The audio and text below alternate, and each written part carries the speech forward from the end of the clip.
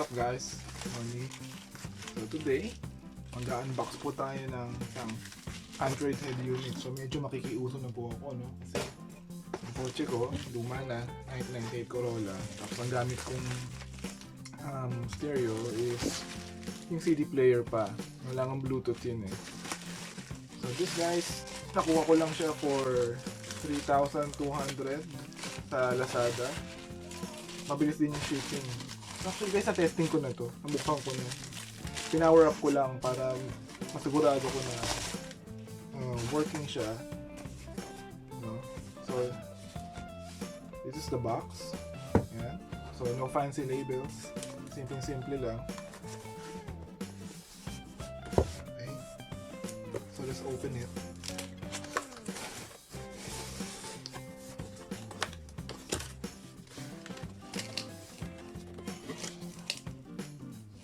Okay. So, ito po yung backup camera. Order ako with backup camera. Yung wires niya, yung wiring harness for the backup camera. Dito din. So, itabi natin. Ito yung wire harness for the head unit itself. Okay. So, yung power and speakers.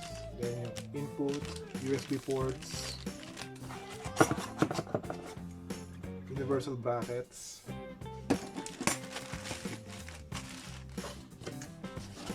then ito na is yung head unit natin. Actually, gustuhan ko yung packaging niya, no? Kasi may foam, simple lang. Ito, nakabalot pa siya. Ayan. Right, ilabas na natin.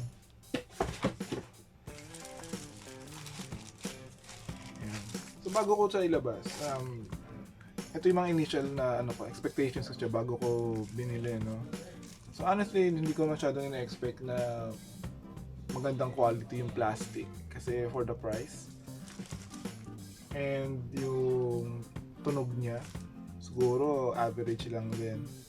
Lalo na yung display kasi nakakita ako nito sa ibang sasakyan na parang malabo, magaspang. Pero let's see kung ano ang display nito. So may plastic pa siya sa harapan ito. Okay, so no buttons, lahat is capacitive touch. And here's sa likod. Ito yung mga ports niya. Ito yung para sa power and speakers. Mayroong 10 amps na fuse. GPS antenna, radio antenna.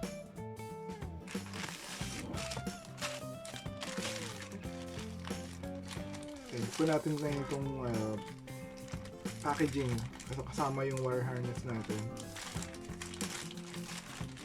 Tingnan natin kung ano mga kasama sa bag.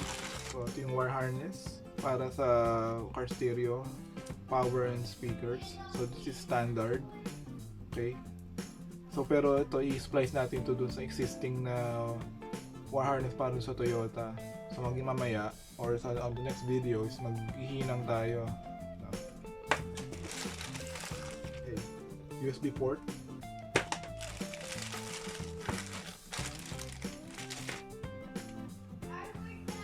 Isa pang USB port.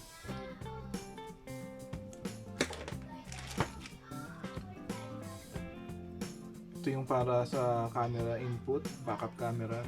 Yan. Standard na RCA.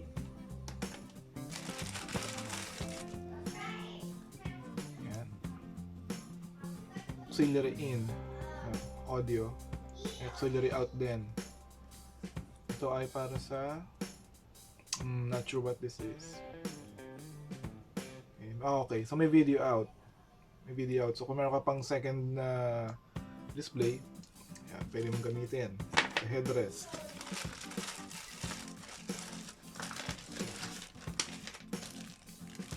GPS antenna. Ayan. Tabi muna natin. Ang kailangan muna natin ngayon ay itong harness. So we'll power this up. So this is not the first time na power up natin ito, no?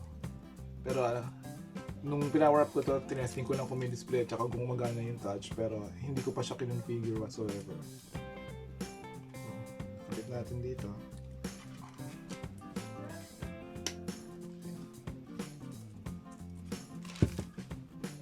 So guys, meron ako ditong power supply ng computer. Ito yung gagamitin kong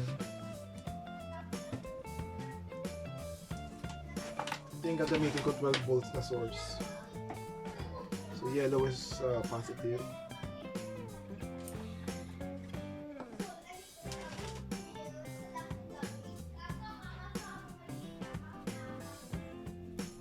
Then yung black is negative. Ingat lang, make sure na hindi sila magdidikit. So sa wire harness natin, connect natin sa black.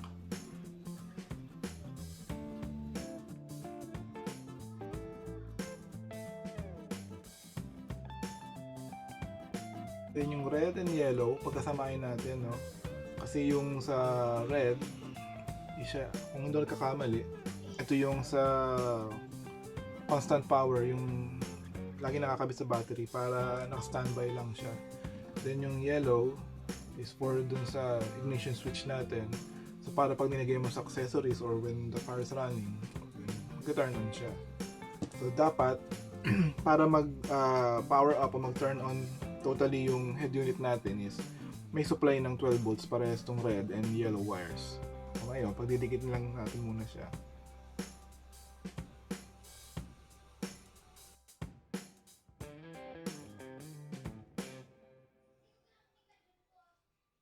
Then we'll connect this alligator clip.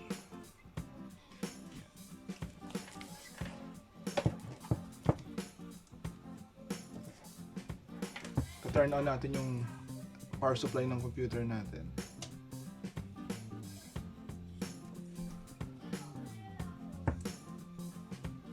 Baliktad pala, sorry.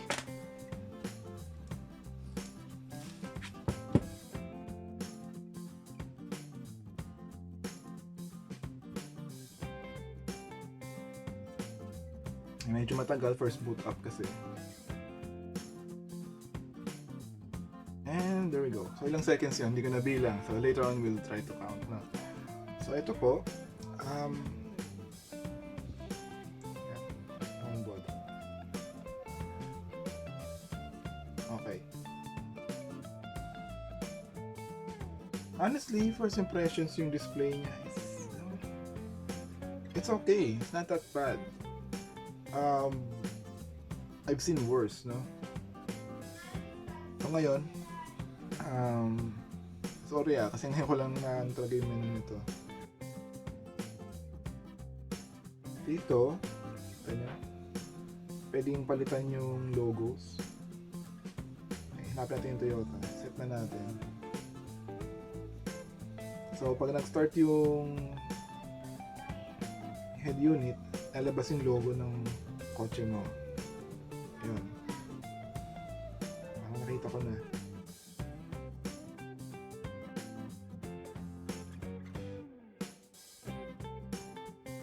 Ayun, Toyota. Nakaset na siya. Steering settings, other settings. So what, no guys, i-connect ko muna siya sa Wi-Fi, no? Okay guys, so ito, Google Maps. So hina ng Wi-Fi hindi maabot. So mamaya siguro lalabas ako doon. Then, doon ko tutuloy yung config.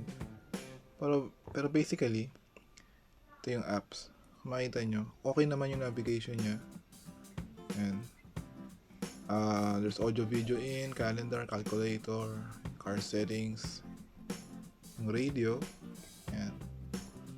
Hindi ko mamamaya testing ngayon. Wala pa kasi akong nakakabit na antenna and speakers. So back. Google Play Store, YouTube, USB DVR. Okay. So dito pwede kang bumili ng USB na CCTV camera.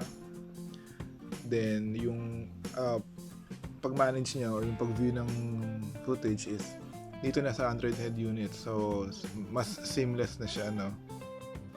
Okay guys, so ito bali yung 2-din console para sa 1998 Corolla na binili ko separately kasi yung kasama nung sa akin ay 1-din lang. So, test fit muna natin ngayon.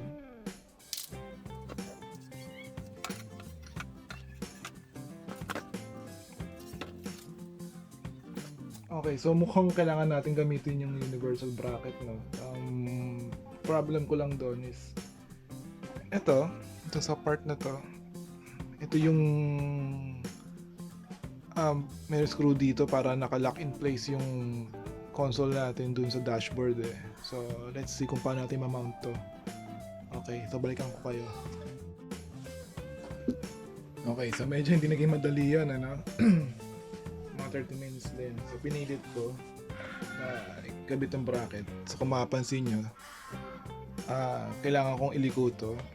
Ito, side na to para magkasya dito sa center console natin.